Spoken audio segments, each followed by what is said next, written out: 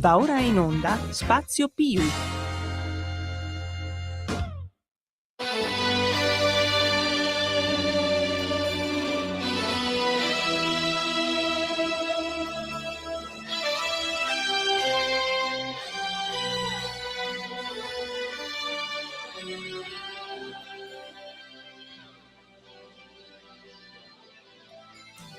Forse non sarà una canzone a cambiare le regole del gioco, ma voglio viverla così questa avventura, senza frontiere, con il cuore in gola. E il mondo in una giostra di colori, e il vento accarezza le bandiere, arriva un brivido e ti trascina via e sciogli in un abbraccio la follia. Notti magiche, inseguendo qua sotto il cielo di un'estate italiana, e negli occhi tuoi voglia di vincere un'estate, un'avventura in più. Quel sogno che comincia da bambino e che ti porta sempre più lontano. Vai.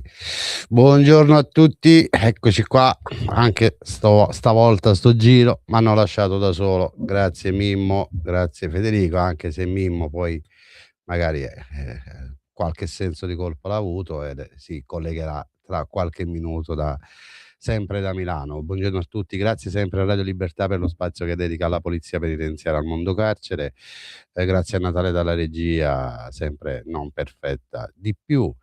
Oggi voglio ringraziare anche il mio amico Gasparino che addirittura mi ha fatto arrivare con 10 minuti d'anticipo. Oggi è stato veramente preciso, strano, non è da lui.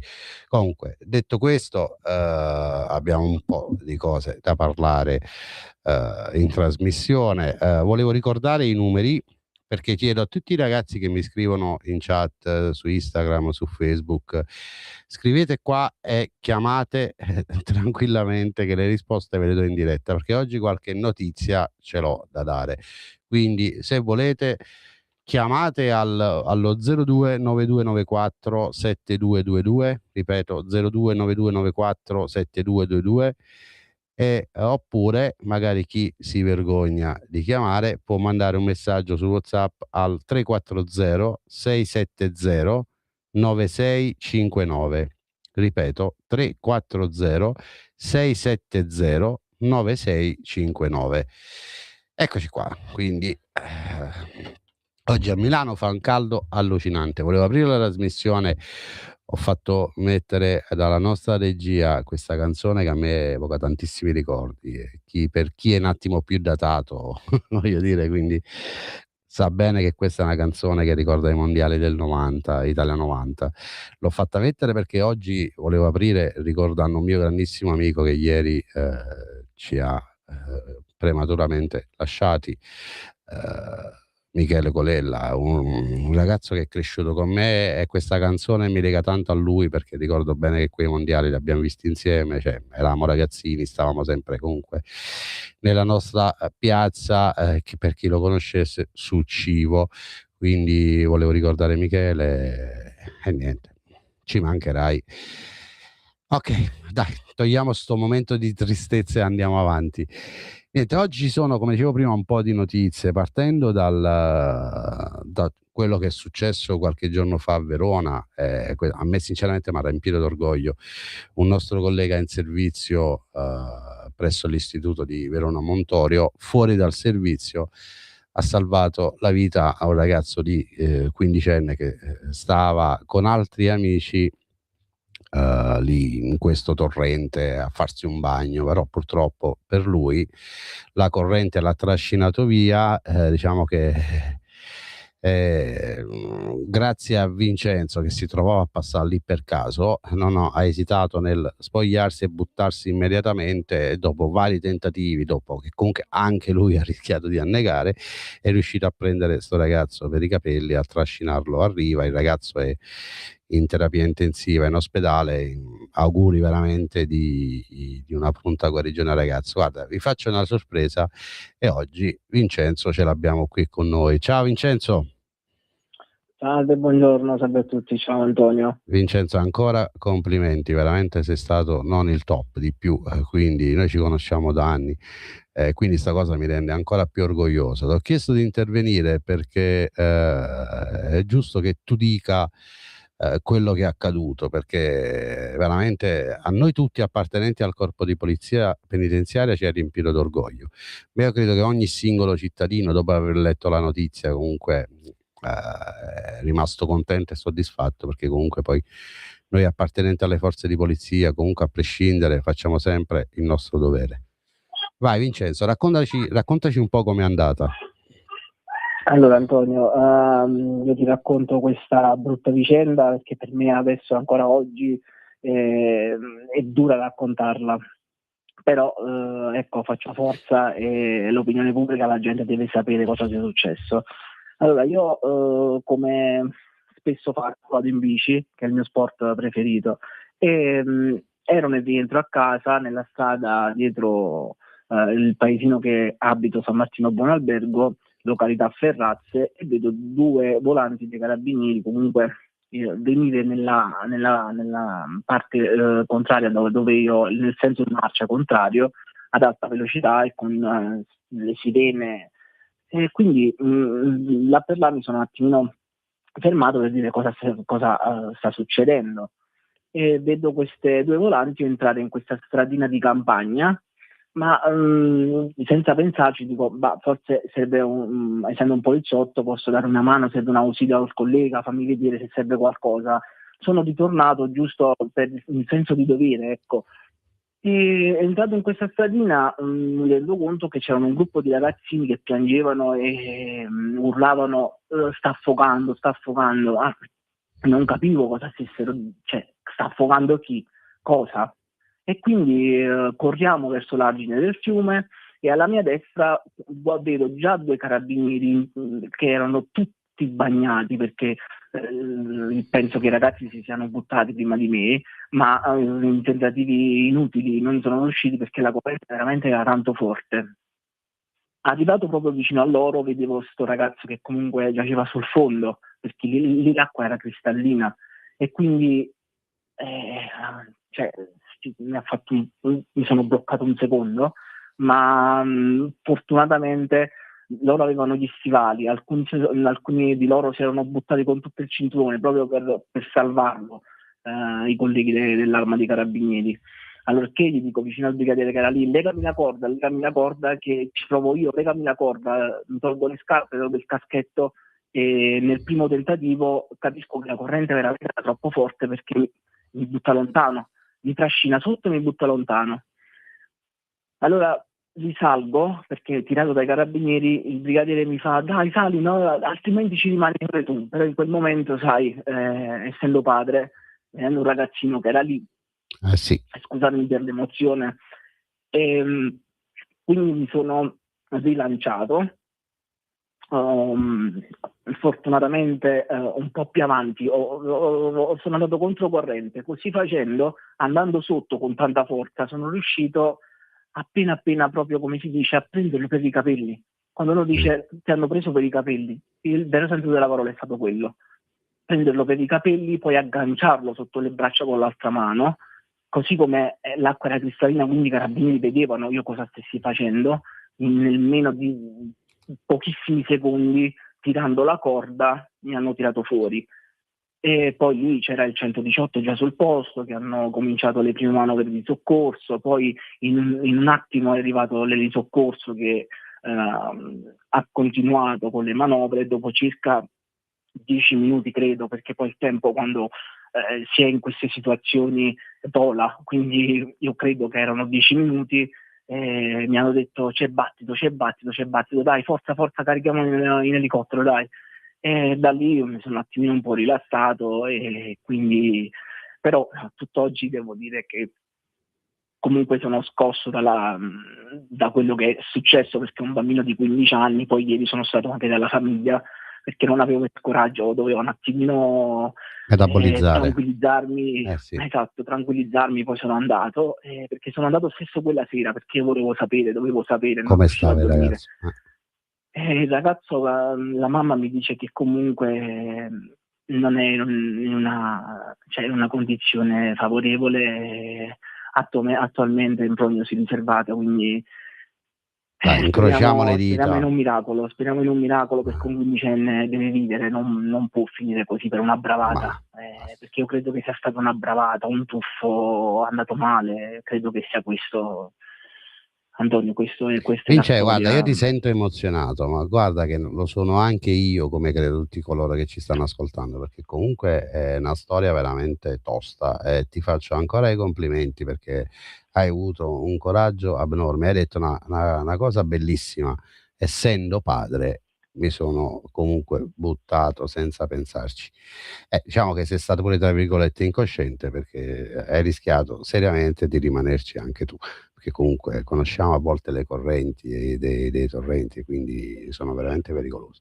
Io sono orgoglioso di esserti amico, orgoglioso che ci conosciamo un sacco di anni, e che soprattutto sono orgoglioso che fai parte del corpo di polizia penitenziaria, perché spesso veniamo sminuiti o trattati come da serie B, ma sempre dimostriamo di essere comunque un corpo con persone da serie A. Quindi io non ti voglio rubare troppo tempo, ti ringrazio per essere intervenuto, perché eri un po' titubante, e ti capisco, perché comunque sei ancora scosso. Però ripeto, portalo dentro con te, perché hai fatto un gesto enorme, e io ti faccio veramente i miei complimenti, e tutte le persone che ho sentito in questi giorni veramente hanno detto: guarda, è stato un ragazzo straordinario, è stata una persona straordinaria. Vincenzo, aspetta un attimo che abbiamo una persona in linea. Pronto? Va bene. Sì, buonasera a tutti e due, Lisetta. Buonasera. Allora, io ho chiamato, non mi sento in colpa, per dire la verità, per il sovraffollamento. Allora, a proposito delle reti nazionali RAI, anche ieri viene sollevato il problema del sovraffollamento delle carceri italiane. Ma dobbiamo, dico io, onestamente considerare che le carceri continuano ad essere sovraffollate non solo per volontà del presente governo, ma anche e direi soprattutto per inadeguatezza di quelli che nel passato non hanno provveduto ad incrementare la capacità, dico io, ricettiva delle stesse. Considerato inoltre, ragazzi, che la maggior affluenza delle carceri avviene oggi in primis su libera, dico io, iniziativa delle azioni delinquenziali intraprese, mi sembra giusto la frase, da chi commette reati compatibili con la reclusione. Allora mi sento di dire, voglio terminare, che non sento alcuna colpa per la loro attuale condizione di sovraffollamento, in quanto attribuibili, dico io, in primis ai loro scellerati comportamenti e non all'organizzazione delle carceri. Ok, tutto grazie. Qua, vi saluto, ragazzi. Grazie Lisetta, ciao, grazie.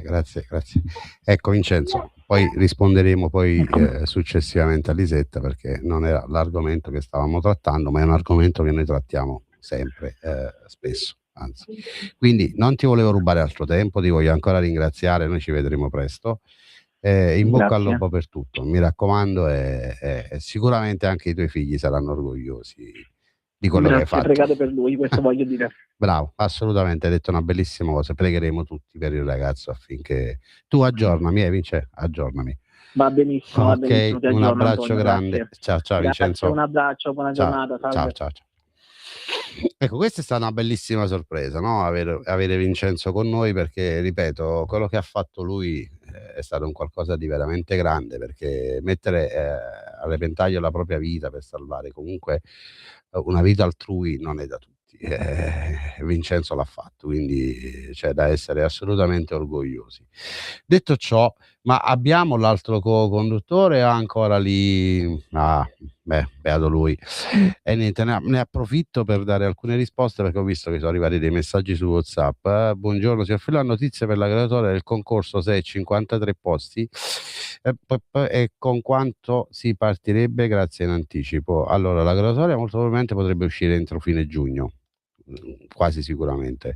Ma guardate, ragazzi, da notizie che ho io partirete tutti gli idonei che sono andati a fare visite, quindi non ne resterà nessuno fuori, state tranquilli, quindi partirete tutti e ovviamente partirete ad ottobre, non certamente adesso, perché per adesso non sono previsti scorrimenti. Quindi, detto ciò, ne approfitto per dare un'altra notizia che pure mi viene chiesto spesso: molto probabilmente il concorso da vice ispettore nel corpo di polizia penitenziaria sarà bandito a settembre e notizie che mi arrivano, quasi sicuramente per poter partecipare devi essere in possesso della laurea come previsto nell'ultimo decreto, quindi non c'è più bisogno, cioè purtroppo non ci vuole più il diploma, ma assolutamente la laurea. Ripeto, dovrebbe essere bandito entro settembre. Detto ciò, volevo raccontare quello che è accaduto qualche giorno fa. Sentivo prima in macchina il nostro referente a Cremona. A Cremona, ai noi, purtroppo è accaduto qualcosa di veramente spiacevole. I soliti noti, quelli che dico io, perché parliamo sempre di detenuti stranieri, detenuti con problemi psichiatrici, perché come dico io, sono loro la stragrande maggioranza dei protagonisti degli eventi critici che avvengono all'interno degli istituti penitenziari.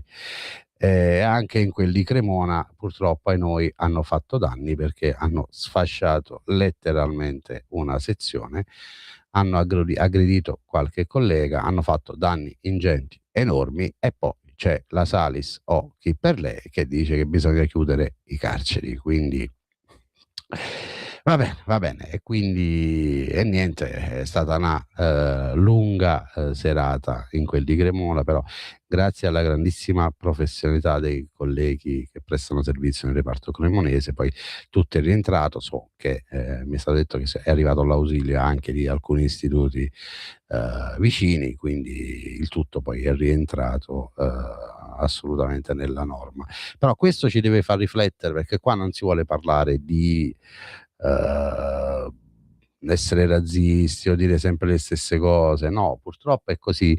Chi conosce realmente il mondo carcere lo vive nel quotidiano, come i miei colleghi che lavorano in prima linea, ma io ho la fortuna, ecco, di avere questa passione, perché devi avere una passione, ed è quella che comunque, sì, è vero che io dal martedì al giovedì sono al Ministero con il sottosegretario Stellari, ma sono comunque sempre in stretto contatto con i miei colleghi che sono sul territorio e che lavorano in prima linea.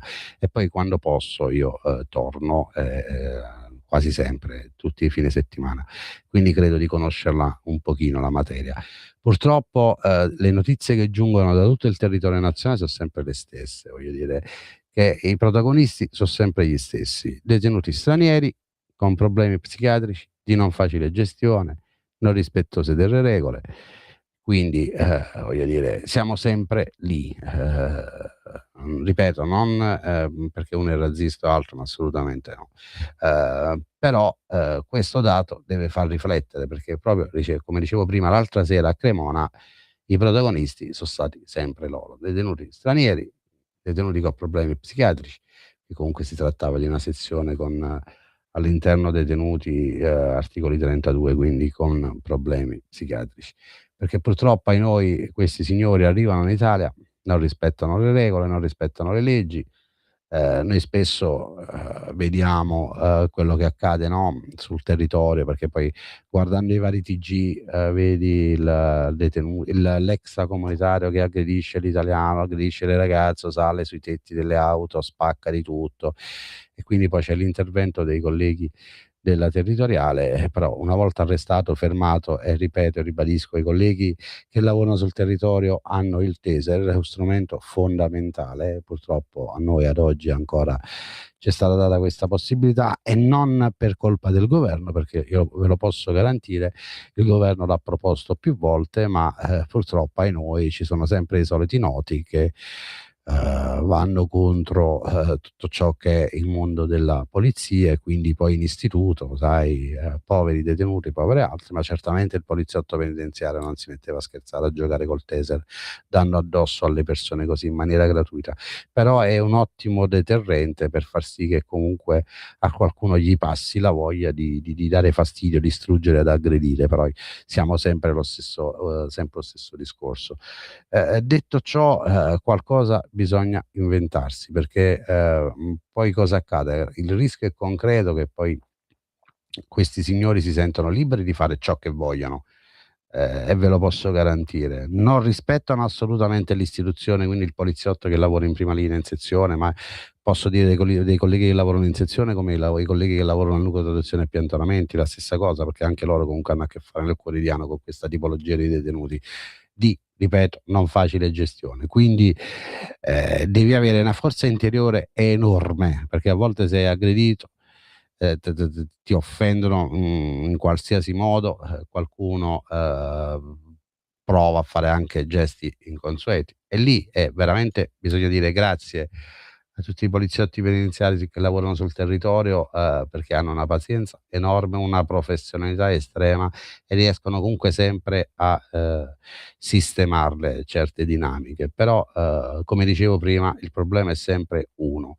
Hai voglia che ieri sentivo un intervento della Salis dove diceva vabbè, si sono tolte tante cose, e allora è opportuno che chiudiamo i carceri, li chiudiamo, perfetto, e ci sono i detenuti non cattivi che li possiamo gestire nel modo, e i detenuti cattivi li mettiamo in una comunità. E certo, ci va lei poi dopo a vigilare sui detenuti cattivi. Questa è la dimostrazione che queste persone parlano senza conoscere assolutamente quello che è il reale, cioè quello che è la realtà del mondo carcere. Non esistono detenuti bravi e detenuti cattivi, esistono persone private della libertà che devono comunque sottostare a delle regole, ok? E ci sono coloro che le rispettano, ma ce ne sono anche tanti, ripeto, la stragrande maggioranza di essi, detenuti stranieri, che di regole non ne vogliono proprio sapere, e c'è il tutto è dovuto. Faccio una precisazione in merito per non essere strumentalizzato. Noi operatori che lavoriamo all'interno di istituti penitenziari, quindi i miei colleghi in primis che lavorano in prima linea, sanno bene di lavorare con persone prive della libertà e non certamente della dignità. Però a volte accade sempre che ti capita che certe notizie vengono fuori distolte, oppure giusto tanto per offendere o altro. Invece secondo me bisognerebbe riconoscere tanto al corpo di polizia penitenziaria e a tutti gli operatori che lavorano all'interno degli istituti penitenziari, perché da fuori si disconosce la realtà e ognuno poi crede di poter parlare del carcere, ma la realtà del carcere è tutt'altro. Non è certamente quella che vedete nei film o nelle fiction. La realtà del carcere è che nel quotidiano veramente devi fare dei sacrifici enormi, devi avere una pazienza assoluta, perché spesso poi sei costretto a fare dei turni assurdi, perché cioè è vero, ma tutti fanno i turni, sì, signori cari, però credetemi, lavorare dalle 7 del mattino e magari finisci anche alle 8 di sera, e stanno in contatto con una tipologia di detenuti che veramente ti porta allo sfinimento, non è facile. Quindi perciò dico, bisogna avere una pazienza assurda e una professionalità veramente enorme, e questo assolutamente va riconosciuto a tutti gli appartenenti al corpo di polizia penitenziaria. Ecco perché io spesso dico non siamo secondi a nessuno, perché lo penso veramente, non lo dico per qualcosa, lo penso veramente, perché fare il lavoro nostro non è facile, ripeto, perché si disconosce quella che è la realtà del mondo carcere. Un'altra cosa che volevo dire è che lo dico ai giovani, no, perché purtroppo ai noi spesso si arruolano, poi dopo qualche mese lasciano perché vanno in altri corpi, oppure non partono perché hanno paura. Non dovete avere assolutamente paura, perché il nostro è un lavoro come un altro. Non ascoltate o leggete quello che magari pubblicano o dicono. Intanto il nostro è un lavoro che devi voler fare e devi pure saper fare, ma il sapere poi arriva con l'esperienza. Il volere lo devi avere dentro. Non è tutto ciò che pubblicano i giornali o dicono le televisioni corrisponde alla realtà, non è proprio così. Noi siamo comunque un corpo di polizia che ti dà tantissime opportunità, dal lavoro in sezione a magari nucleo traduzione e piantonamenti. Adesso abbiamo tante specialità, c'è il NIR, c'è il NIC, c'è il GOM, c'è il GIO, il GIR, ci sono tantissime opportunità, quindi non ascoltate a chi vi dice ma chi te lo fa fare, hai scelto un lavoro di cuore, lasciateli perdere perché comunque le occasioni ce ne sono tante, e siate soprattutto orgogliosi di far parte del corpo di polizia penitenziaria, di indossare la nostra divisa, perché voglio ricordare che per la nostra divisa la gente ha dato la vita, perché voglio dire, non tutti lo sanno, però basta andarsi a fare un giro su internet e vediamo quanti e vedete quanti poliziotti penitenziari hanno perso la vita, sono stati ammazzati dal mafia, camorra, 'ndrangheta o altro, chi più ne ha più ne metta. Quindi perciò quando dico rispettatela e onoratela, perché per questa divisa le persone hanno dato la vita.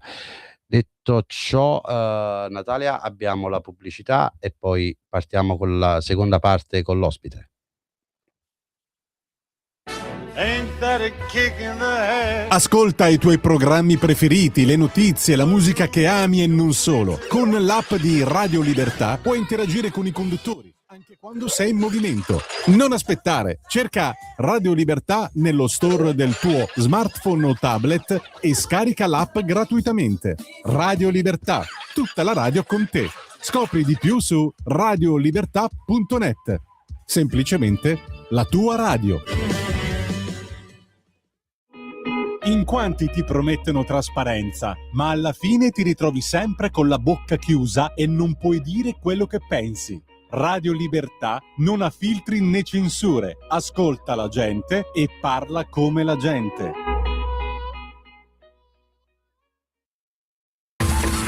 Ehi tu, non trovi più il segnale di Radio Libertà sulla tua radio DAB? Non disperarti, risintonizza! Sì, ma come? È facile, tasto menu, poi scegli il tasto corrispondente alla ricerca automatica dei canali, attendi qualche minuto e tutte le stazioni DAB della tua zona saranno disponibili. Un nuovo modo per sostenere la tua radio. Visita radiolibertà.net. Ti basta un click e potrai versare il tuo contributo volontario direttamente online. Potrai donare con ogni tipo di carta di credito, anche prepagata. Ti aspettiamo online su radiolibertà.net. Sostieni la tua radio con il tuo contributo volontario. Radio Libertà. La tua radio. Diamo voce alla nostra gente.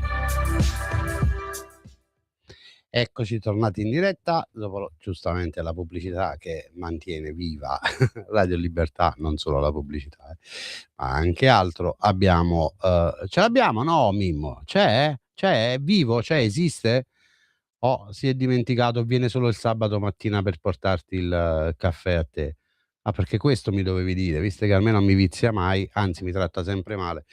Mimmo, ci sei? No, mi sa che non c'è. Sì, insomma, sto cercando il modo di parlare con voi. Ah, ecco.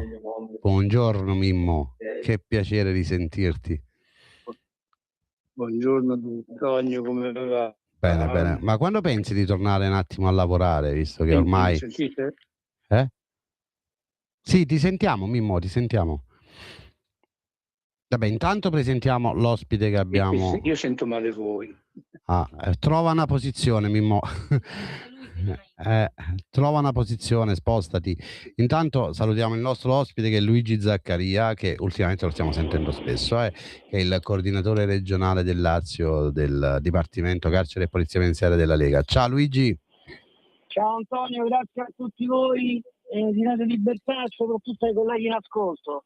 Senti, ti ho chiamato per farti intervenire nuovamente perché noi in queste settimane abbiamo seguito la questione, la storia relativa alla macchina del giudice Falcone che era, come tutti sanno, era custodita alla scuola Giovanni Falcone di Roma, in via di Brava. Però ai noi purtroppo in settimana mi è capitato di vedere una cosa tristissima.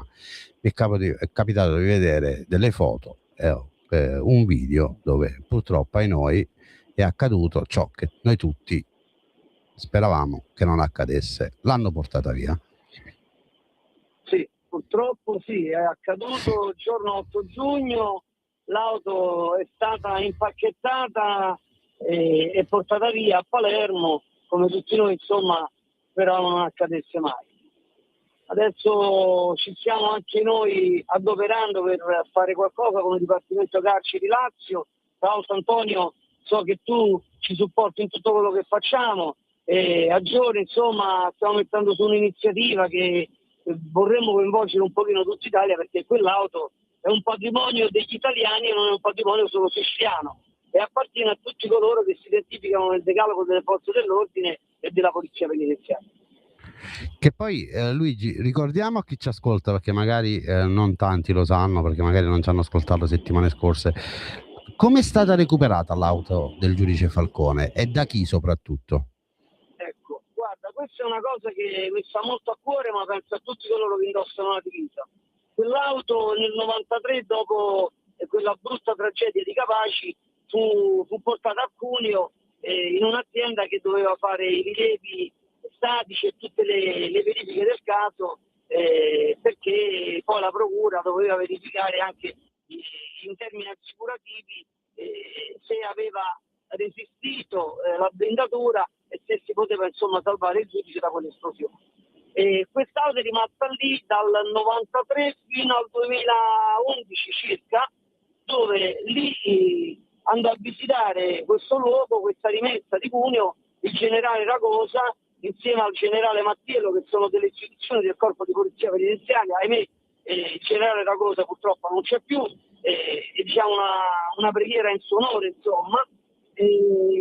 Fu presa quest'auto che si trova in questa rimessa che sembrava quasi diventato un luogo di ripopolamento naturale di insetti, animali vari, e quindi fu portata a Roma e dal gruppo operativo mobile della polizia penitenziaria messa insomma a sistema con manutenzione, pulizia e soprattutto trattamenti affinché il veicolo non si deteriorasse. E poi grazie anche al Dipartimento che sposò la causa del generale Ragusa e della polizia penitenziaria, fu messa all'interno di questa teca con delle ingenti somme e spese per far sì che questo veicolo per circa 30 anni si mantenesse e si conservasse come si è fatto fino a qualche giorno fa. Sì, infatti l'ho voluta far raccontare perché questo per far capire a chi ci ascolta, a chi non sapeva sta cosa, perché la polizia penitenziaria tiene tanto alla presenza dell'auto del giudice Falcone all'interno della nostra scuola lì a Roma, via di Brava. Ecco perché è stata pure intitolata la scuola, no, al giudice Giovanni Falcone. Però dal ministero qualcosa è uscito che comunque trattasi di spostamento pro tempore, non definitivo, quello che ha detto il ministero, quindi dovrebbe essere una cosa temporanea, noi ce l'auguriamo tutti, ma nel frattempo Luigi tu sai che noi siamo sempre attivi, no? Quindi noi lavoriamo tanto, soprattutto con i territori e con i nostri colleghi. Nel frattempo noi dobbiamo cercare comunque di organizzare un qualcosa magari per tutti coloro che hanno perso la vita, tutti i nostri colleghi che hanno perso la vita in questi anni per difendere la nostra divisa. Quindi quello che noi facevamo e hai fatto in maniera sublime anche quest'anno in ricordo del giudice Falcone e di tutte le vittime di mafia, ovviamente si farà anche l'anno prossimo, credo. Sì. Senza ombra di dubbio, e ti dirò, tra l'altro Antonio, tu le chicche per radio le tiri sempre fuori, no? C'è un qualcosa che stiamo mettendo su anche insieme a te, purtroppo ecco, mi lascia a me l'iniziativa, tante cose che vorremmo fare, anche se l'auto non c'è più, noi coinvolgeremo i bambini, faremo venire tante persone e anziché commemorare davanti alla teca con l'auto all'interno, commemoreremo davanti alla teca anche senza auto, in un modo diverso, facendo qualche iniziativa forte che possa poi portare alla memoria tutti i caduti e soprattutto tutti coloro che poi hanno perso la vita nell'ambito di quella che è l'attività di servizi e di contrasto alla mafia. Come è stato fatto, guarda, quest'anno è stato bellissimo. Qualche settimana fa, non ricordo bene la data, era maggio, no? 20 maggio, Antonio, 20 sì, maggio. Eravamo lì ed è stato veramente uno spettacolo unico, delle emozioni fortissime. Mi ricordi il numero dei bambini presenti e quante scuole erano presenti a questa iniziativa che è durata, scusami Luigi, scusami, giornata, sì. Sono arrivati da Avellino, salutiamo appunto la scuola di Baiano, 2 scuole da Fiumicino con 100 bambini, 2 scuole da Ostia, una da Maccarese, insomma 2 da Ciampino. Abbiamo avuto una presenza forte di quello che era il territorio laziale, oltre a una presenza extraregionale che è arrivata dalla Campania. Ma negli anni precedenti, Antonio, ricordalo tu, abbiamo invitato anche scuole di Galluccio, dove è nato Pasquale Di Lorenzo a Galluccio e dove naturalmente grazie alla nostra iniziativa si commemorò Pasquale Di Lorenzo, e soprattutto grazie a noi la memoria di Pasquale Di Lorenzo non è andata dispersa, perché poi a Galluccio col sindaco abbiamo messo delle iniziative affinché una piazza fosse intitolata e affinché insomma gli studenti di Galluccio avessero a cuore questo uomo che aveva perso la vita nell'esercizio delle sue funzioni e soprattutto nel contrasto alla mafia in quella località che ricordiamo Galluccio è provincia di Caserta. Sì, ma noi assolutamente, perché purtroppo ai noi ce ne sono tanti nel nostro corpo che sono caduti in servizio e altro, e quindi un qualcosa di molto più grande dobbiamo ancora organizzare. A me quello che mi colpisce di te è la tua grandissima forza e questa determinazione che non ti fermi davanti a nulla e stai facendo un lavoro egregio, perché ripeto, io mi sono emozionato tantissimo. Mi è piaciuto anche tanto quando i bambini delle scuole poi hanno rivolto le domande a tutti i presenti, a tutti gli ospiti presenti, no? Lì è stato veramente un momento emozionante, perché vedere bambini fare delle domande di un'intelligenza unica mi ha fatto veramente rabbrividire, perché questo è il messaggio che bisogna far passare, che è quello che comunque la mafia fa schifo, punto, e quindi va combattuta, e secondo me va combattuta anche e soprattutto con le nuove generazioni. Sono d'accordo Antonio, sono d'accordo, e soprattutto io vorrei condividere con i colleghi e con i radiotelespettatori che ci stanno ascoltando quelle domande poste da bambini innocenti senza appunto studiare le domande da porre, con molta ingenuità sono venuti verso di noi, dove c'era il tavolo presidenziale, dove c'erano importanti autorità, e proprio parlando di quello che era l'argomento del contrasto alla mafia, quei bambini, mi ricordo nello specifico due bambine meravigliose. Una ci disse, Antonio, te lo ricordi anche tu, ci fece questa domanda: ma diteci la verità, la mafia si può sconfiggere veramente? E questa fu la prima domanda. La seconda domanda, che mi fece anche sorridere, Antonio, fu quella della bambina che disse: ma voi grandi ci parlate sempre del rispetto delle regole, ma molte volte siete voi a non rispettarle. Come fate poi a chiedere a noi di rispettare le regole che voi tanto decantate? Quindi una bambina di 9 anni che ti dice queste cose, potete immaginare che cosa significa. Significa che noi abbiamo generato curiosità, attenzione, senso di identità, rispetto verso i corpi di polizia, e quindi quelle domande le hanno poste a noi perché vedevano in questo fare di legalità il nostro lavoro e la nostra professione. Al che, Antonio, raccontiamo che abbiamo fatto alzare dal tavolo tutte le autorità presenti, abbiamo fatto sedere quelle bambine al posto delle autorità e anche al nostro posto, e abbiamo risposto a loro che la mafia si può sconfiggere, ma grazie a chi? Grazie a loro che erano lì, che potranno portare avanti quello che noi in quella giornata abbiamo trasmesso, e tutti insieme uniti contro questo fenomeno che, come diceva Falcone, si esaurisce come tutti i fenomeni vitali. La mafia si può sconfiggere, e quindi questo è quello che la polizia penitenziaria, quello che abbiamo fatto noi come Dipartimento Carceri della Lega, insieme ad Antonio, insieme a tanti amici, tra cui il sottosegretario Stellari, ricordo Jacopo Morrone, Matteo Salvini, Claudio Turicon, cioè negli anni sono passati tanti amici, ma soprattutto tanti appartenenti al corpo che hanno apprezzato, anche il dottor Zaccariello, quello che abbiamo fatto. E grazie anche a te, Antonio, che ci sei accanto in tutto. Beh, no, a me hanno colpito tantissimo sti ragazzi e secondo me da qui bisogna partire, perché come dicevo prima la mafia fa schifo, pure come diceva Peppino Impastato, la mafia è una montagna di merda. Peppino Impastato era un giornalista che faceva una trasmissione radiofonica contro la mafia e contro un boss locale, e purtroppo poi fu ammazzato dalla stessa mafia, quindi io non posso non condividere le parole di Peppino Impastato che la mafia è una montagna di merda.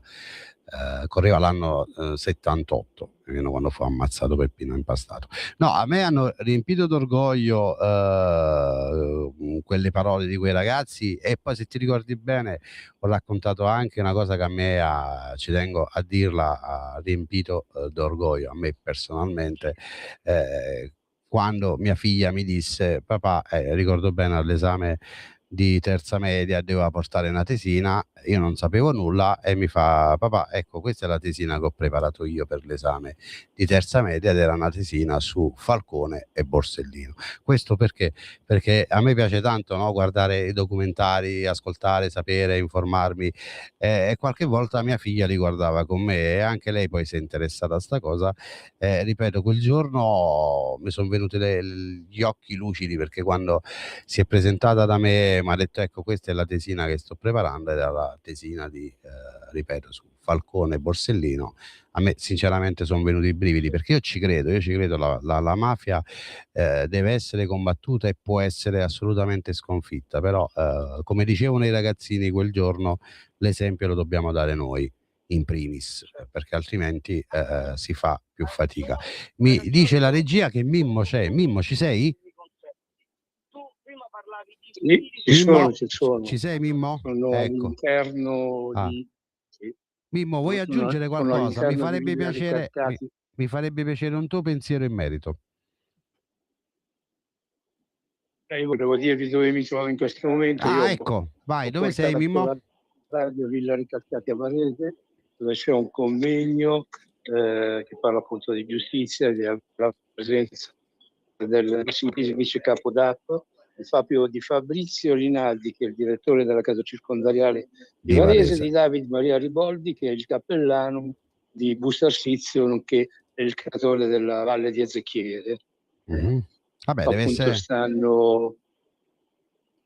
Sì, dicevi, Antonio? No, dico, secondo me è molto interessante, vedendo comunque chi saranno i partecipanti e gli ospiti, perché comunque parliamo del dottor Parisi, che è vice capo DAP, poi dal direttore Rinaldi, direttore di Varese, ex direttore di Como, no? Sono persone che comunque masticano carcere,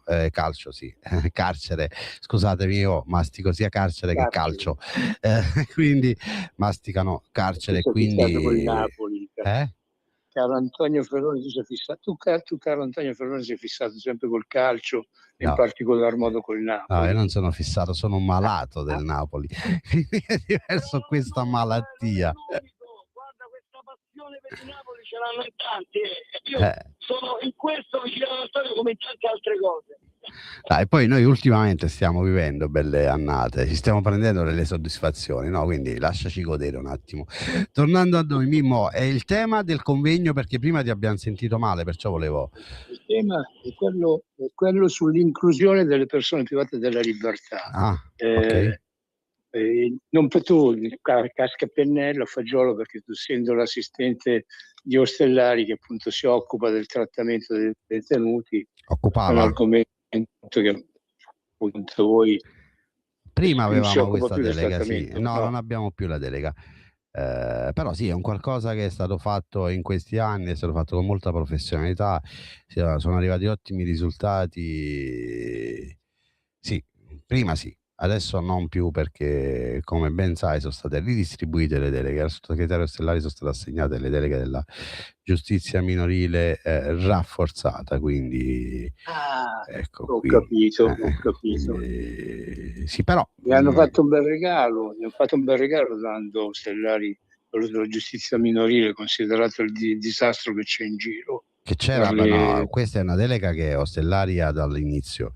Io ricordo bene quando è arrivato questo governo quello che accadeva al Beccaria di Milano o in qualche altro istituto per minori, però col tempo le cose comunque sono andate a migliorare. Poi voglio ricordare che sono stati aperti altri istituti, è stato aperto l'Aquila, è stato riaperto l'Aquila, è stato aperto Lecce, è stato aperto Rovigo, cioè di lavoro non è stato fatto veramente tantissimo. Sì, la giustizia minorile è un po' particolare, e anche qui, Mimmo, se parliamo di giustizia minorile, la tipologia di detenuti presenti in giustizia minorile non è certamente la tipologia presente qualche anno fa, perché oggi abbiamo tantissimi ci sono un sacco di minorenni che hanno 25 anni. a parte i minorenni che hanno 25 anni, limita appunto tenerli. La stragrande maggioranza sono minori non accompagnati, per chi non sapesse cosa significa, sono ragazzi che arrivano dall'estero, quindi stranieri che arrivano da soli in Italia, ma tutto hanno voglia di fare tranne che integrarsi o andare a lavorare, ma non fanno altro che fare danni, e quindi parliamo dei famosi Maranza. Quindi la stragrande maggioranza dei detenuti presenti negli istituti per minori oggi sono questi qua, e sono questi che creano casini nei vari istituti dello Stivale, parlando di giustizia minorile, perché poi sei costretto a spostarli da un istituto all'altro. Sì, è vero, perché poi tanti, Mimmo, dichiarano anche un'età diversa rispetto a quella che hanno realmente, magari sono maggiorenni, dichiarano di essere minorenni perché non hanno documenti. Sì, il mondo della giustizia minorile è un mondo molto molto particolare e delicato, quindi Mimmo, noi parlavamo prima della questione dell'auto che non so se hai ascoltato, purtroppo l'hanno portata via, no? Sì, È stata trasferita. Sì. L'ho seguito, Antonio, visto che dopo la nostra trasmissione, dopo che avevamo accennato del problema, hanno subito spostato. Evidentemente qualcuno ci ascolta. Sì, quindi parlavamo con Luigi, che abbiamo ancora in linea, delle prossime magari manifestazioni che organizzeremo, perché dando, come diceva Federico nella trasmissione scorsa, comunque tantissimo spazio ai caduti del nostro corpo, ma ai caduti di mafia in generale, ma dando attenzione ai tantissimi, purtroppo, ai nuovi caduti del nostro corpo. Quindi certo non ci fermeremo. Chi è caduto? Luigi? Ci sei, Luigi? Mi sa di sì, mi sa che è cascato Luigi. Ascolta, Antonio, Sì. vi devo salutare anche io. Va bene, Mimmo, ci vediamo venerdì prossimo. Ci vediamo venerdì prossimo. Speriamo. Ok. Ciao, Ciao, Antonio, Mimmo. buona trasmissione. Grazie, ciao, buona giornata. Mi sa che è caduto Luigi. E niente, no, nel frattempo, quindi voglio ribadire le notizie che ho dato all'inizio trasmissione. Il concorso come vice ispettore dovrebbe uscire a settembre. Usiamo sempre il condizionale, però dovrebbe essere settembre, e ripeto, come dicevo prima, bisogna essere laureati questa volta, perché con il nuovo decreto è cambiato tutto. Per i ragazzi del 653 la graduatoria dovrebbe uscire a fine mese, ma io credo che non sia tutto tanto fondamentale la graduatoria, perché dati che ho io in possesso dovrebbero partire tutti gli idonei, quindi gli idonei che hanno fatto visite mediche, hanno completato il ciclo selettivo, e attenzione, quindi la graduatoria sì, ma fino a un certo punto, perché comunque se avete superato tutto partirete certamente, ma quasi sicuramente tutti ad ottobre. Quindi detto ciò, abbiamo di nuovo Luigi. Ci sei, Luigi? Sì, sono qui Antonio, scusami, ma sono in autostrada e sto andando ad un convegno, ecco perché è caduta la linea. Oh, ma vi siete messi d'accordo? Mimmo ad un convegno, tu stai andando a un convegno, tu non devi andare a nessun convegno, Gaspari? No, tu sei assente proprio oggi. Detto questo, allora Luigi, però devi impegnarti a creare per maggio prossimo una bella manifestazione sempre in Via di Brava, dove metteremo lì magari esposti tutti i nominativi dei nostri colleghi che in questi anni sono caduti in servizio, e per far rispettare e onorare la nostra divisa, però questo me lo devi promettere. Senz'altro, te lo prometto, ma ci saranno delle sorprese che annunceremo non appena insomma abbiamo la possibilità e l'autorizzazione da parte del DAP di poter fare delle cose. Quindi non le posso sviscerare adesso a mezzo etere, perché poi potremmo rischiare di non mantenere la promessa. No, lo faremo una volta che abbiamo l'ufficialità, dai. Che vorremmo fare, proveremo insomma a chiedere l'autorizzazione se ci consentiranno di farle. Okay? Appena avremo l'ufficialità sarai di nuovo nuovamente con noi in diretta e possiamo dirlo tranquillamente. Perché poi ho detto appena avremo l'ufficialità che si farà sta cosa, sarai nuovamente nostro ospite e poi puoi darla in diretta, no? Che dici? Grazie, senz'altro. Vedrai, sono delle cose molto molto interessanti che stiamo mettendo su e sono anche un pochino innovative in quanto a comunicazione proprio, perché noi tutti commemoriamo, in questi anni abbiamo commemorato Falcone, ma non dimentichiamo Livatino, dalla Chiesa e tanti altri che insomma Giuseppe Montalto in quella giornata. E perché no avere magari un qualcosa che li identifichi anche come immagini, certo, come iconografie, e tutti insieme magari fare anche delle azioni importanti che diano lustro e luce a questi eroi dello Stato che hanno perso la vita per garantire la democrazia e la sicurezza del nostro paese. Certo, ma ce ne sono tanti, Pasquale Mandato, che tra l'altro Rocco D'Amato, poi c'è uno che conosco la storia in maniera particolare, che è il Nerio Fischione, che era un brigadiere del corpo che pur per sventare un'evasione fu ammazzato a Brescia qualche anno fa.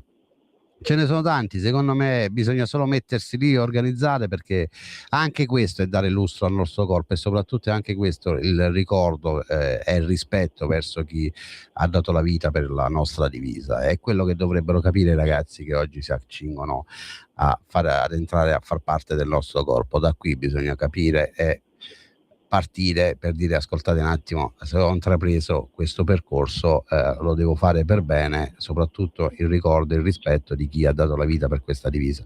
Quindi sono cose importanti e le dobbiamo portare avanti, e ripeto, a me ha colpito tantissimo ed è stato veramente emozionante il coinvolgere le scuole, cose che sicuramente, conoscendoti, farai anche l'anno prossimo, no? Senza ombra di dubbio. Mi sono arrivate una miriade di richieste anche da scolareschi che non sono solo presenti nel Lazio, ma da diverse regioni. E allora proprio il progetto prevede proprio questo, il coinvolgimento di tutti, di tante scolaresche d'Italia, e perché no, organizzare un qualcosa come avviene, no? Con la nave che porta tutti gli studenti a Palermo, perché non portarli tutti a Via di Brava, e soprattutto commemorare tutti. E io vorrei anche chiudere in questo modo, per Antonio. Falcone diceva che le idee camminano sulle gambe degli uomini. Noi, nonostante non abbiamo più l'auto, e speriamo che sia un gesto provvisorio e che possa ritornare a Roma, ma nonostante non ci sia oggi, le idee cammineranno ancora sulle nostre gambe, su tutti noi, nel cuore alberga quello che è il contrasto alla mafia, e quindi proprio per questo noi ci impegneremo sempre di più per diffondere questo messaggio insieme ai giovani, che devono essere la memoria, ma devono essere anche il futuro per il contrasto alle organizzazioni criminali e a quello che è il fenomeno mafioso. Assolutamente sì, mi trovo pienamente d'accordo. Dai Luigi, io ti lascio tranquillo nel tuo viaggio. La destinazione qual è, Luigi? Allora, guarda, io sto andando a Napoli, quindi ho invitato i colleghi della Polizia di Stato per un convegno interforze e si parla proprio di contrasto alla mafia. Quindi porti i saluti tuoi, degli amici della Lega e del Dipartimento che rappresento. Okay? Buon viaggio e salutami la mia Napoli. Ok. Senz'altro. Ciao Luigi, a presto, un abbraccio. Ciao. A tutti voi, grazie. Ciao. No, volevo rispondere a alcuni messaggi che leggo al volo dai vari social, che qualcuno si lamenta sul discorso della laurea per il concorso ispettori, ancora qualcuno che mi chiede del concorso del 653, ma ho risposto prima, altri mi chiedono per il nuovo concorso che sarà bandito. Aspettate un attimo, perché comunque adesso da poco è ancora in fase di selezione l'ultimo da 3.350, quindi sicuramente inizio anno prossimo ne uscirà altro, come ogni anno, perché comunque fortunatamente negli ultimi anni ne sono usciti tantissimi di concorsi, e quindi voglio ricordare che sono stati assunti circa quasi 15.000 poliziotti penitenziari, quindi tempo al tempo. Io dico quello che so, perché se poi voi venite a chiedere a me conferme su cose che dicono altri, io non ve le darò mai, perché non ve le so dare, quindi ognuno è responsabile di ciò che dice. Io rispondo per quello che dico io, però vi chiedo, perché vedo alcuni messaggi o anche in privato qualcuno dice ma quello ha detto, quell'altro ha detto, ognuno è responsabile di ciò che dice. Io quello che so dico, ma certamente non invento, questo è poco ma sicuro. Però ci sono tanti millantatori che cercano pur di dire qualcosa, di far sapere, far capire magari che loro sanno qualcosa, ma alla fine, fidatemi, ve lo dico in bresciano, non sanno niente. Quindi detto ciò, non è bresciano questo, non è bresciano, non sanno niente, è bresciano, ma alto però. No, scusami, bassa, che quello è Bergamo alto. Brescia c'ha la bassa, quindi io l'ho detto in dialetto bresciano, ma della bassa. Quindi detto questo, la trasmissione sta per giungere al termine, anche oggi è volato. Parli con uno, parli con l'altra. Chiudo ancora nel ricordo del mio amico Michele. Sono ancora orgoglioso del gesto fatto da Vincenzo Duonnolo. Oggi è stata una trasmissione toccante perché abbiamo parlato di tante cose molto importanti e chiudo dicendo che la mafia è una montagna di merda, come diceva Peppino Impastato. Noi ci vediamo venerdì, come dica sempre, viva la polizia penitenziaria, viva il SINAP, grazie sempre a Radio Libertà, a Natale, alla regia che è sempre strepitosa, e ci vediamo venerdì prossimo. Buona giornata a tutti. Avete ascoltato Spazio Più.